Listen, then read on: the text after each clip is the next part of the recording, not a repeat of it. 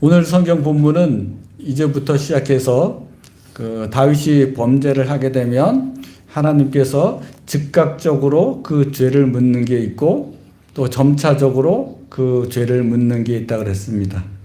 그리고 사람이 범죄하게 되면 회개하지 아니하면 그 일을 즉각적으로 묻지만 또 회개한 경우에는 그것에 대해서 참작을 하게 되죠. 이 세상 법도 다 마찬가지입니다. 어떤 죄를 범했을 때 합의를 보게 되면 그것에 대해서 참작하는 것과 같습니다. 다윗이 하나님 앞에 즉각적으로 회개를 했기 때문에 하나님께서는 그를 바로 죽이는 일은 하지 않았습니다. 그럼에도 불구하고 그에게 즉각적으로 그를 징계한 일이 있습니다. 그것은 밧세바가 낳은 아들을 즉각적으로 하나님께서 죽이는 일들을 하신 것이죠. 그리고 계속해서 그가 범한 죄에 대한 대가를 계속 시간을 두고 하나님께서 다스릴 텐데 그 집에서 칼이 떠나지 않는 것입니다. 오늘은 그 장면들이 이제 계속해서 나오는 장면입니다. 이 장면을 보면서 하나님께서 이렇게 하신 것들을 보고 또 다윗이 이렇게 이 일에 대해서 어떻게 처리하는 것들을 보고 하나님이 우리에게 가르치고자 하는 그 교훈을 저희가 마음에 새겼으면 좋겠습니다. 아주 길게 기록을 했지만 이렇게 한 사건 한 사건을 자세하게 기록한 사건들은 그렇게 많지 않습니다.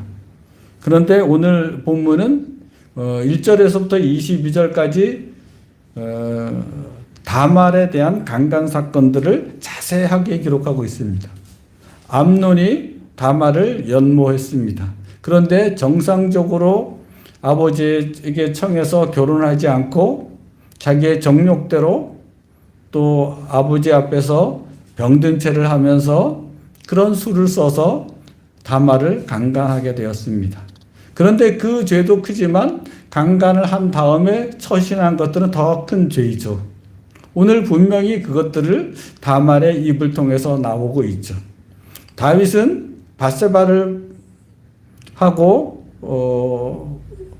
간음을 했죠. 그런데 만약에 밧세바를 버렸다면 오늘 본문처럼 다말을 버린 암논처럼 훨씬 더 큰 죄를 범했을 것입니다. 그런데 다윗은 그렇게 하지 않고 그 밧세바에게 죄를 돌리지 않고 자기의 죄를 돌리고 그래도 밧세바에게 두 번의 죄는 하지 않고 그 한 번의 죄로 끝내는 일들을 하였다고 하였습니다.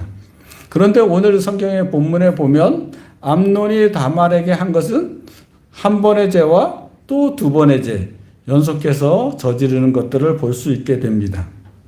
그 부분이 아주 자세하게 나와 있는데 그 부분에 대해서 나중에 다 누가 듣게 되냐면 다윗이 다 듣게 되죠. 그러면 다윗이 이 내용을 다 듣게 된 다음에 어떻게 행동했을까요? 21절에 보게 되면 다윗이 어떻게 행한지가 드러나고 있습니다. 한번 21절을 다 같이 보겠습니다. 다윗 왕이 이 모든 일을 듣고 심히 노하니라. 그것은 어떻게 보면 정상적이죠. 그런데 한편으로는 아버지로서는 정상적인데 한편으로는 왕으로서는 비정상적이죠. 어떤 면에서 비정상적일까요? 사건이 발생했어요. 그런데 그 사건을 어떻게 하는 거죠? 화만 내죠. 그리고 그 사건에 대한 처리는 행하지 않고 있는 거죠. 이것이 비정상적이죠. 가해자가 있고 피해자가 있는데 그것에 따라서 실제로 법에 따라서 처리해줘야 모든 문제들이 해결이 되는데 가해자와 피해자를 보고 그 사람들이 다 자기의 가족이다 보니까 그냥 묻어두는 거죠. 화만 내고 분노만 내고 묻어두고 그렇게 넘어가게 되는 거죠. 그러므로 말미암아 22절에 보면 압살롬은 암논이 그의 누이 다말을 욕되게 하였으므로 그를 미워하여 암논에 대하여 잘잘못을 압살롬이 말하지 아니하니라. 무슨 뜻인가요? 그 문제를 해결하려고 하면 잘잘못을 따지게 되는 거죠. 그러니까 어떻게 되는 거죠? 잘잘못을 따지게 되면 이에는 이, 눈에는 눈이 되는 거죠. 그러면 암논이 다말을 범한 그 죄에 대해서 죄값을 치르게 하는 거죠. 그것은 법정에서 일어나는 거죠.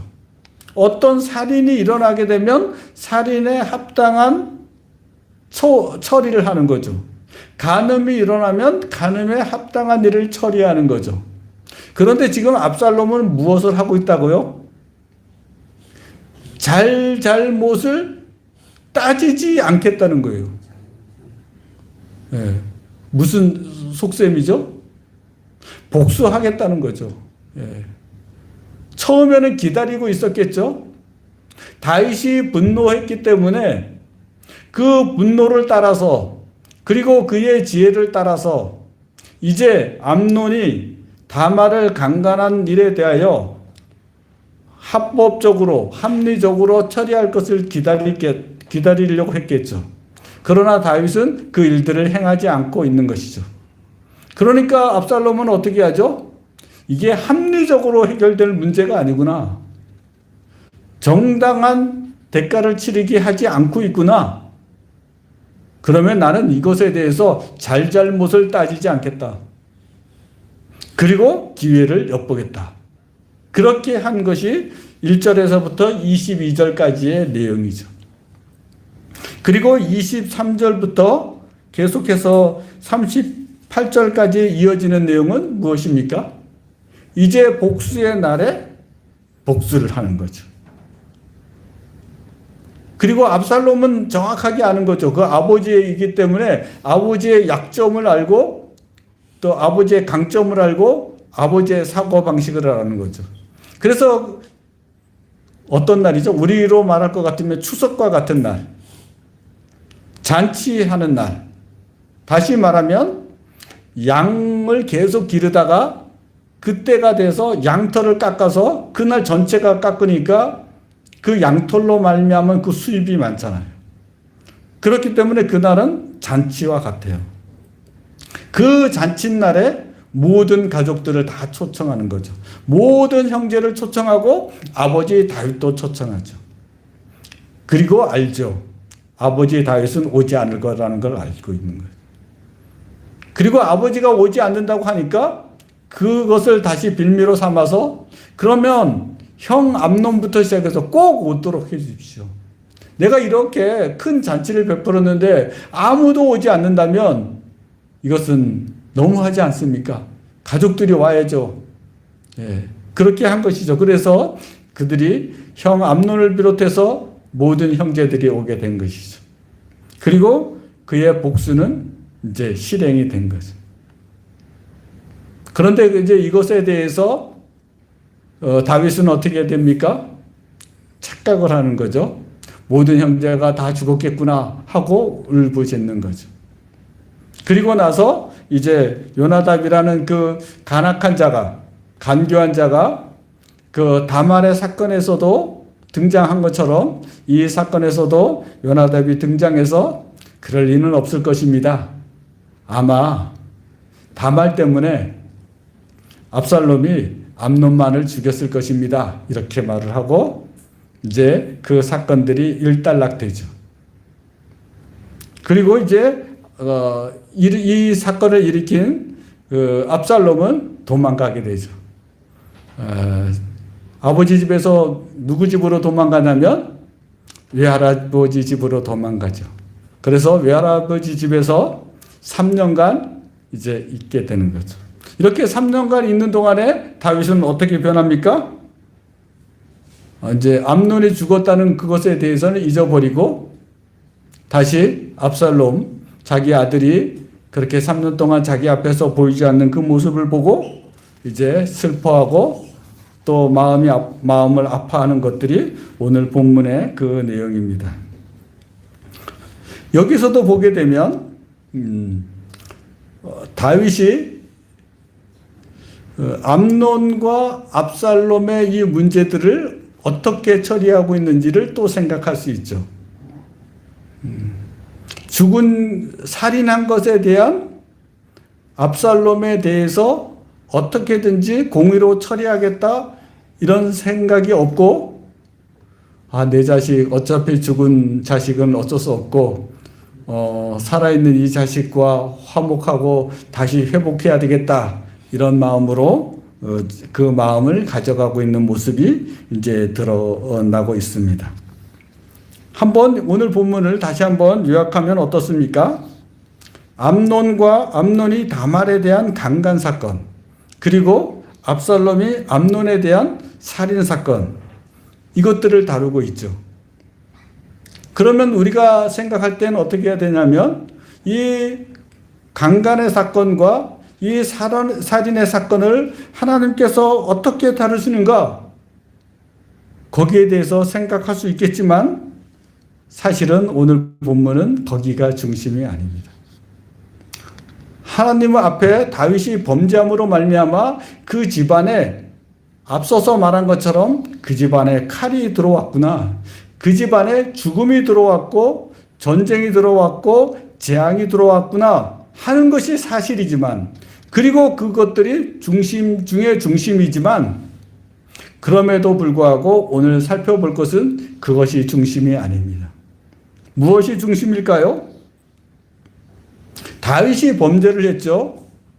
그런데 하나님께서는 다윗에게 어떻게 하고 있는 거죠? 이 두 사건이 일어난 원인에 대해서 제공자가 누구입니까? 이를테면 암논이 지금 아픈 채를 하면서 다말을 강간하기 위해서 꾀를 내잖아요. 누구한테 부탁을 하죠? 아버지한테 부탁하죠. 아버지, 다말에게 좀 맛있는 음식을 해오게 해주세요. 그렇게 부탁하잖아요. 근데 그 부탁을 누가 들어주죠? 다윗이 들어주죠. 다윗이 그 부탁을 안 들어줬으면 어떻게 됐죠? 사건이 발생하지 않죠. 제1 원인자는 암논이지만 제2 원인자는 누구죠? 다윗이요. 그런데 그것을 깨닫지 못하고 있어요. 아들이 아픈 채를 하면서 지금 악한 꾀를 쓰고 있는데 다윗이 그것을 눈치채지 못하고 있는 거죠. 또 두 번째 사건, 살인 사건에는 어떻게 됐습니까?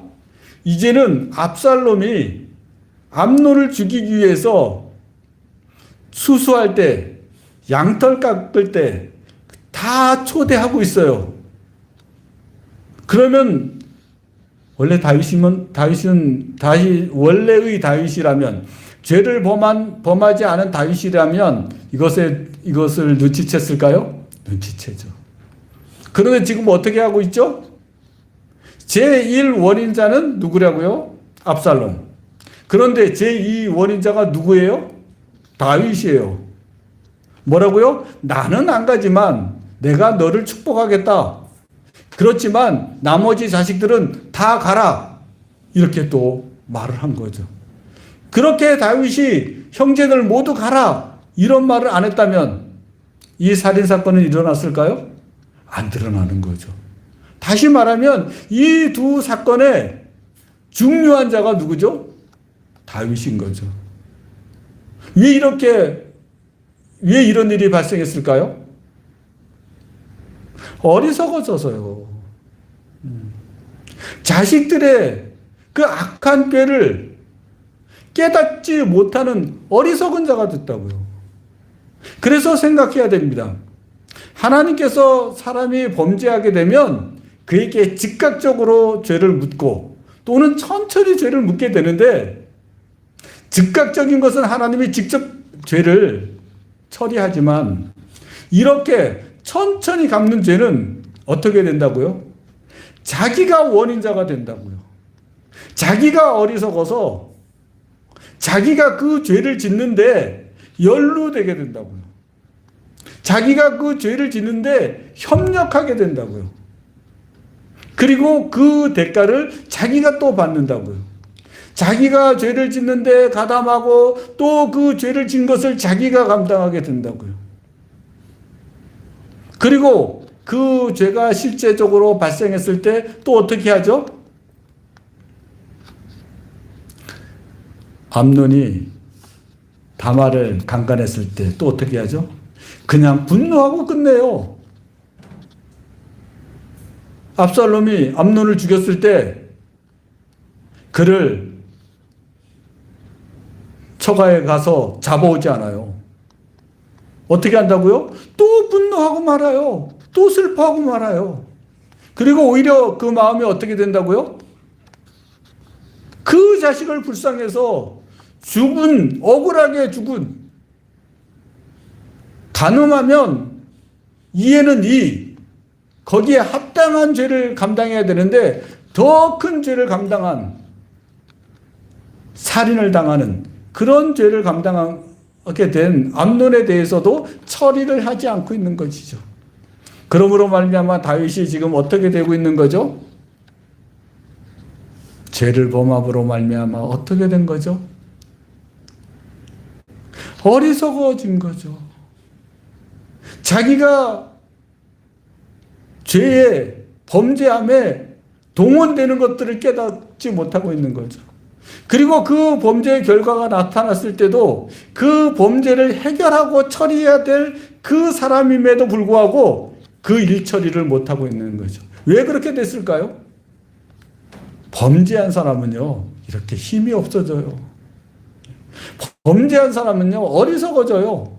그리고 범죄한 사람은 그것을 알았다고 해도 분노만 하지 지혜롭게 처리할 수 없게 되는 거죠.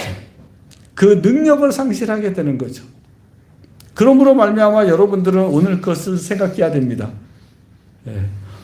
하나님께서 범죄했을 때 그 집안에 칼날, 그 집안에 재앙을 내리는데 그 방법은 그 사람을 어리석게 하고, 그 사람이 분별력을 잃게 하고, 그 사람이 스스로 범죄하는데 가담하게 하고, 또 그 결과를 감당하게 하고 하는 일이 일어난다는 거죠.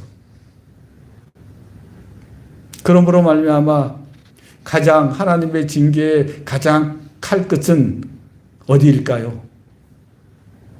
사람이 어리석어지는 거죠.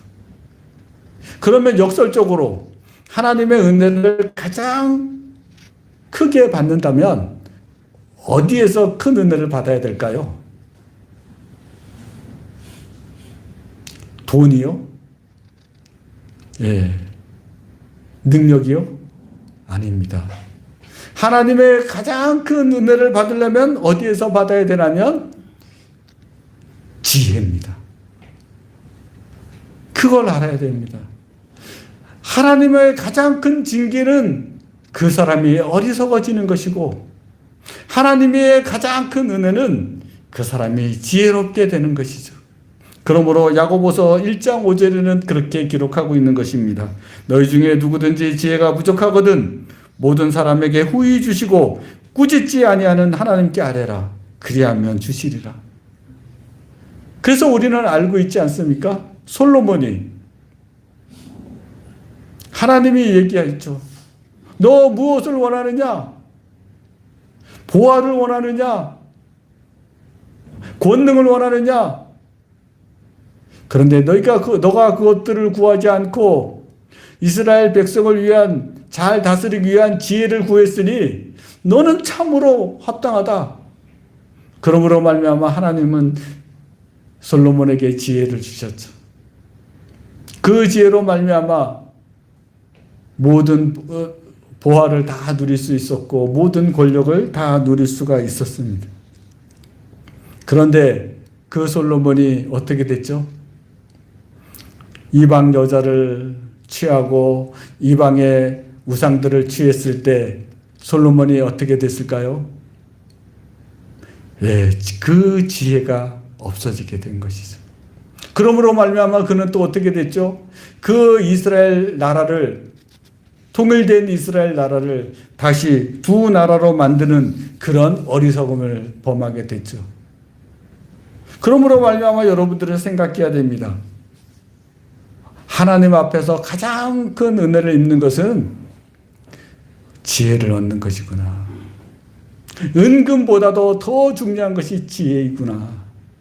하나님의 그 징계, 재앙, 칼날, 그것도 엄청 중요한 일이지만 정말 중요한 것은 역시 지혜가 망가지는 것인가.